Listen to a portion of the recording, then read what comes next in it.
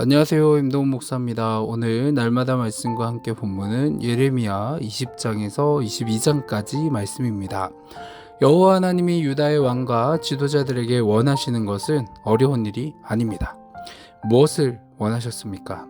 언약을 잘 지키고 하나님의 뜻에 순종하라는 것입니다. 그리고 공동체 안에 약한 자들과 무력한 자들을 보살피고 섬기고 배려하는 것을 원하셨습니다.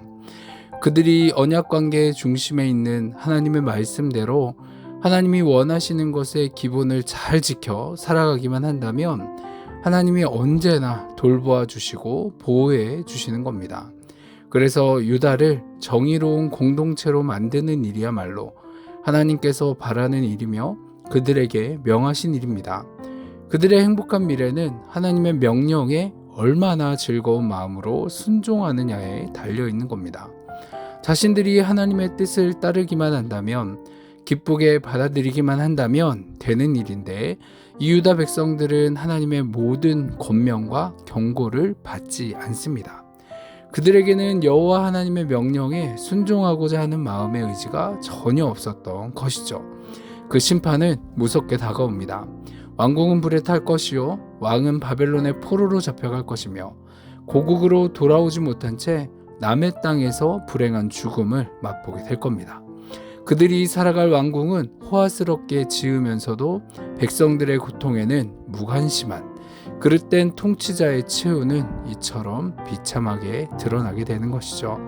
예레미야 21장 1절에서 5절까지의 말씀에 보면 이 다윗 왕조가 유지되기 위한 조건이 나옵니다. 2절 말씀을 보면 여기에 나오는 다윗의 왕위에 앉은 유다 왕이라고 이야기를 하는데 그가 누군지는 명확하지는 않습니다. 그래서 그 유다 왕을 한 사람의 특정인으로 보는 것이 아니라 유다 왕조 전체를 지칭하는 것으로 이해하면 좋습니다. 하나님은 예레미야에게 유다 왕의 집, 곧 왕궁에 가서 유다 왕과 그 신하가 그 문들로 들어오는 백성을 향해 말씀을 전하게 하십니다.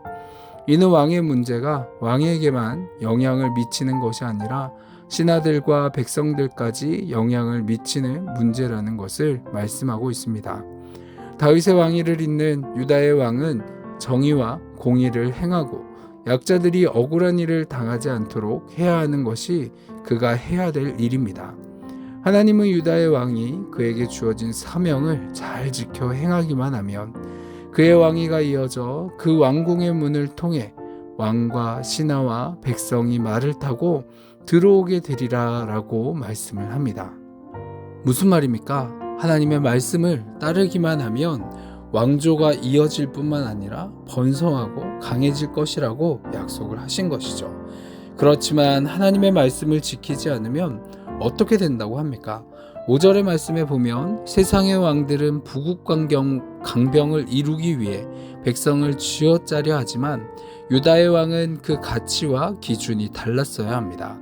정의와 공의를 세우고 약한 자들을 돌보는 일에 집중하면 나머지는 하나님이 하시기에 부국강병의 은혜를 누릴 수 있습니다. 다음으로 6절에서 9절의 말씀에 보면 다윗의 영광이 사라지게 됩니다. 예레미야는 다윗 왕조의 현재 상황과 계속 순종하지 않을 경우에 일어나게 될 상황을 예루살렘의 지리적 특성을 비유해 선포를 합니다. 길르앗이나 레바논은 울창한 숲이 있는 곳입니다. 다윗의 왕조가 아직까지는 이처럼 풍요롭고 안전하다는 뜻입니다. 그러나 계속 하나님이 맡기신 사명을 감당하지 않는다면 광야와 주민이 없는 성읍이 되게 하시겠다고 선언하십니다. 파멸할 자를 준비하시고 유다 왕의 아름다운 백향목을 찍어 불에 던지겠다고 선언하셨습니다. 하나님은 그러한 백성을 통해 이방 민족들을 가르치겠다고 하십니다. 하나님은 당신의 백성이라 할지라도 언약을 지키지 않고 다른 신들을 숭배할 경우 그들의 성읍을 모두 폐허로 만들어버리는 분임을 세상이 알게 될 것입니다. 우리가 하나님 편에 서 있도록 끊임없이 말씀에 따라 행해야 합니다. 그리고 우리는 하나님보다 우선되는 것이 있으면 안 되겠죠. 먼저 하나님의 나라와 의를 구하고 예수 그리스도의 십자가의 복음을 땅끝까지 전하며 살아가기를 기대하십니다. 오늘도 세상의 필요가 아니라 사명을 이끄는 대로 살아갈 수 있는 저와 여러분 되기를 소망합니다. 아멘. 기도하겠습니다. 사랑이 많으신 하나님, 지금까지 우리의 삶을 인도해 주시고 이끌어 오신 분이 하나님임을 고백합니다. 앞으로 내가 가지지 못한 것에 대한 불평과 불만이 아니라 지금까지 베풀어 오신 것들에 대하여 더욱 감사하며 살아가게 하여 주옵소서. 그래서 오늘도 우리 입술 가운데 하나님을 향한 감사와 찬양으로 살아가기 원합니다. 감사드리며 이 모든 기도 사랑이 많으신 예수 그리스도의 이름으로 기도합니다. 아멘.